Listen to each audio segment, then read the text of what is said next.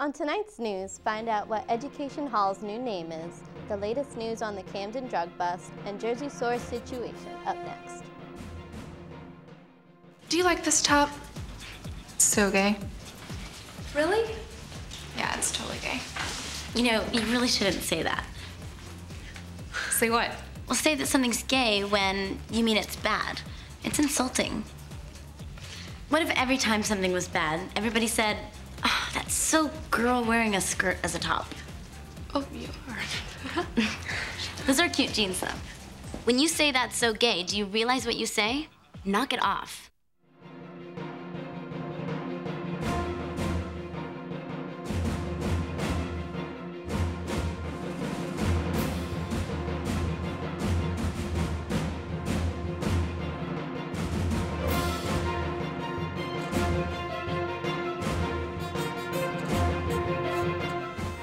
Good evening, I'm Brianna Foley, and welcome to tonight's Rowan Rundown. The mold found in campus townhouses was deemed not a health issue at a meeting on Monday night. August was the wettest month of the year, and flooding from Hurricane Irene is believed to be the cause of the mold. Units will be cleaned over the break.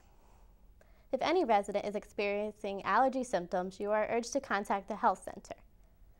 The Education Hall will be getting a new name on April 25th. Former Rowan University President Dr. Herman D. James will be honored in a ceremony at 2 p.m. The Education Hall will be dedicated and renamed to Dr. Herman D. James Hall. During his presidency at Rowan, Dr. James made numerous contributions to the campus before his passing in 2010. All are welcome to attend the event.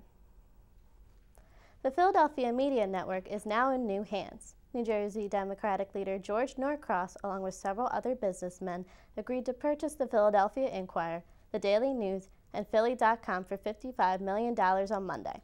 Norcross is the chairman of Cooper Health Systems and Cooper University Medical Center at the center of the proposed Rowan University-Rutgers-Camden merger. The relationship between college and non-student resident neighbors is a tense one. Glassboro residents are urged to report every incident of college students breaking the law.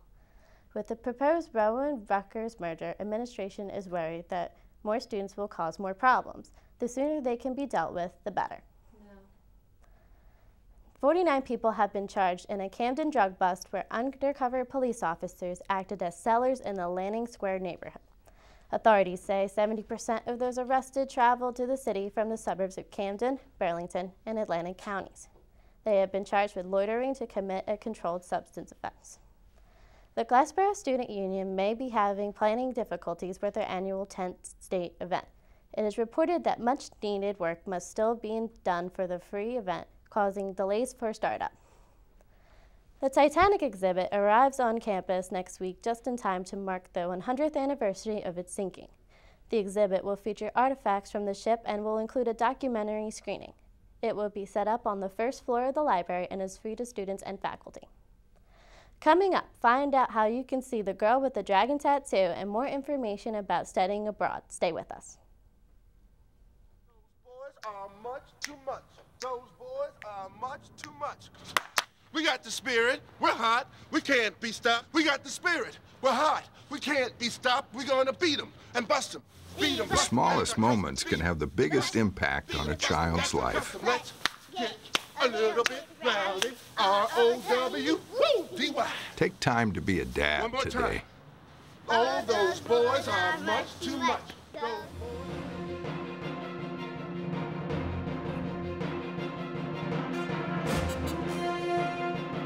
The Rowan Opera Company will be performing one of Mozart's final works, La Clemenza di Tito.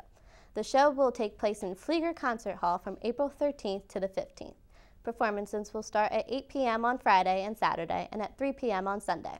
Tickets are $10 general admission, $5 for non-students, and free for Rowan students. Now here is Ashley Chidario with an update on campus entertainment. The Girl with the Dragon Tattoo will be showing Wednesday night in the Student Center Ballroom.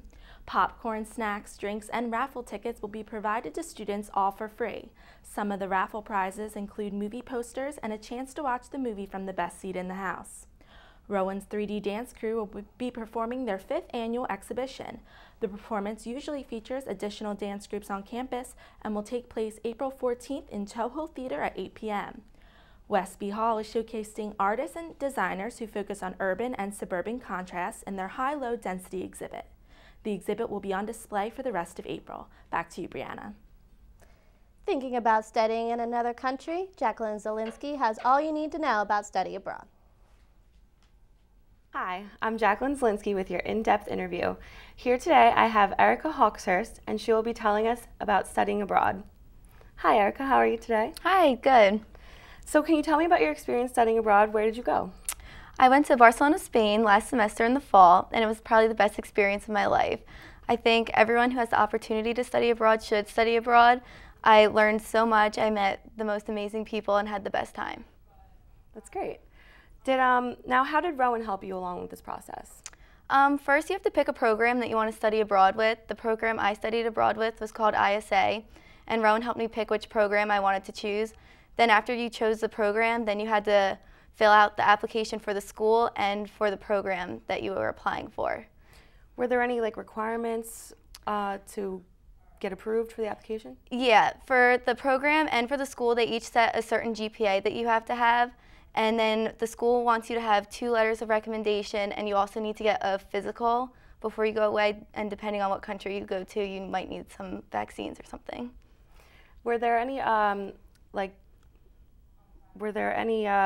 process papers did you have to fill out at a certain deadline by a certain time? Yeah. Say if I wanted to study abroad next semester, what would be the deadline to apply? I believe the deadline for the fall is, I believe, early March. Some deadlines get extended. It depends on the certain program. Rowan has a certain deadline that they need you to apply by, which I believe is March 1st, maybe sooner than that. But yeah, you have to comply with both your program and the school's deadlines. Okay. And what about classes while you were there? While I was there, I took 3 classes. I took a Spanish class, which was 6 credits, and then I took 2 other business courses, 3 credits each. Abroad for Rowan, you need to take at least 12 credits to be considered full-time. So as long as you get 12 credits, it doesn't matter. But my classes were generally easy, and they were pretty fun. Now, financially, how was it going abroad? With the exchange rate, it was really expensive. I saved a lot before I went, so it wasn't that bad, but you make it what you want to. So if you want to spend a lot of money, you can, but if you want to not spend a lot of money, you can do that as well. Now, did you experience a language barrier while you were there? A little bit at first. In Barcelona, they speak Catalan, not regular Spanish, so it was really confusing learning that. It's a mixture of Spanish and French, and I don't know any French, so it was really hard for me to understand what it was, but after a while I got used to it and I was able to communicate. That's good. And what was your living situation like?